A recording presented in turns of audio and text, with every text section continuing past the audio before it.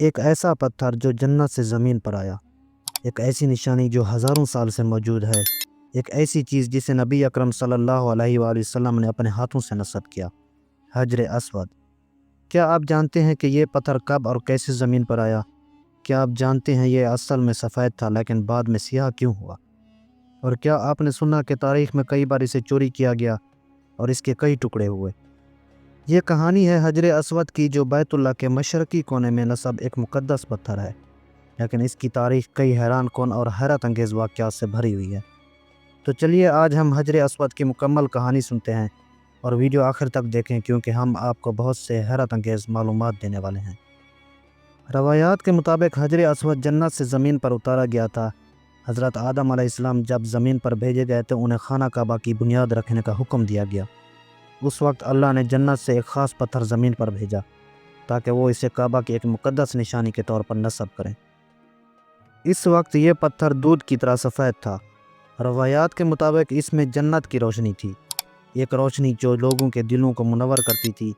کچھ روایات میں آتا ہے کہ اگر اللہ اس پتھر کی روشنی کم نہ کرتا تو یہ مشرق سے مغرب تک پورے عالم کو روشن کر دیتا، لیکن پھر یہ پتھر سیاہ کیسے ہو گیا؟ یہ سوال بہت سے لوگوں کے ذہن میں آتا ہے کہ حجر اسود جو جنت سے آیا تھا وہ سفید تھا، لیکن اب یہ سیاہ کیوں ہے؟ احادیث کے مطابق حضرت آدم علیہ السلام اور ان کے بعد آنے والے لوگ اس پتھر کو چومتے تھے اور اللہ سے معافی مانگتے تھے۔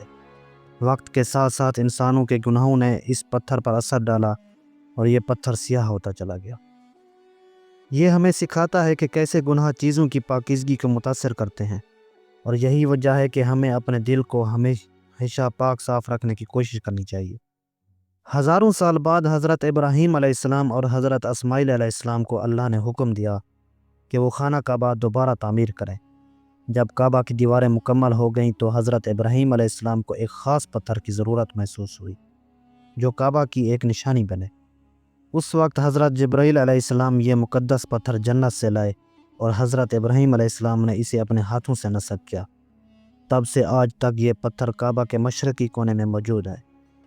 بدقسمتی سے تاریخ میں کئی بار حجر اسود کو نقصان پہنچایا گیا اور کئی لوگوں نے اسے چوری کرنے کی کوشش کی۔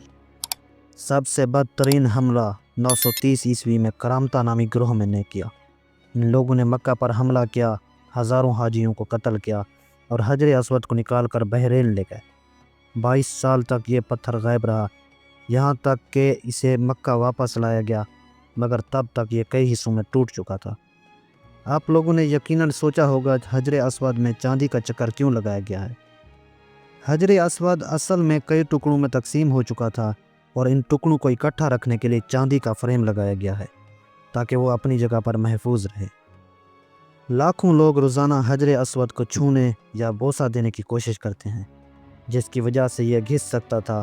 چاندی کا حلقہ اس کی حفاظت کرتا ہے۔ چاندی کا یہ حلقہ حجر اسود کی خوبصورتی اور تقدس کو بھی نمایاں کرتا ہے۔ یہ چاندی کا فریم کئی صدیوں سے لگایا جا رہا ہے اور مختلف ادوار میں اس کی مرمت بھی کی گئی۔ یہ حلقہ پہلی بار خلافت عباسیہ کے دور میں لگایا گیا تھا اور وقت کے ساتھ ساتھ اس کی مرمت ہوتی رہی۔ حجر اسود کی چوری کے دوران 930 عیسوی سے 951 عیسوی تک 22 سالوں تک حج معطل رہا، کیونکہ لوگ مکہ نہیں جا سکتے تھے۔ یہ اسلامی تاریخ کا ایک افسوسناک باب تھا، لیکن آخر کار 951 عیسوی میں اسے بھاری فدیہ لے کر واپس لایا گیا اور دوبارہ کعبہ میں نصب کیا گیا۔ آج حجر اسود کے کئی ٹکڑے چاندی کے فریم میں جوڑ دیے گئے ہیں اور یہ اسی حالت میں موجود ہے۔ آج حجر اسود خانہ کعبہ کی مشرقی کونے میں موجود ہے اور ہر حاجی کی خواہش ہوتی ہے کہ وہ اسے چومے، لیکن ہجوم کی وجہ سے زیادہ تر لوگ دور سے ہاتھ اٹھا کر سلام کرتے ہیں، جسے استلام کہتے ہیں۔ یہی وہ پتھر ہے جس کے بارے میں نبی اکرم صلی اللہ علیہ وآلہ وسلم نے فرمایا کہ قیامت کے دن یہ گواہی دے گا کہ کس نے اسے عقیدت سے چوما۔ یہ محض ایک پتھر نہیں، یہ ایمان اور عقیدت کی علامت ہے۔